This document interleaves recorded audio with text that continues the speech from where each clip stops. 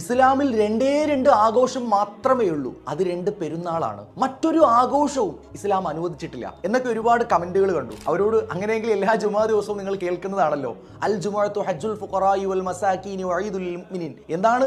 മുഅ്മിനീങ്ങളുടെ ആഘോഷ ദിവസമാണ് വെള്ളിയാഴ്ച എന്നാണ് ആ പറയുന്നത്. അപ്പോൾ മുസ്ലിമീങ്ങൾക്ക് രണ്ടേ രണ്ട് ആഘോഷം മാത്രമേ ഉള്ളൂ എന്ന് പറയുന്നത് ശരിയാണോ?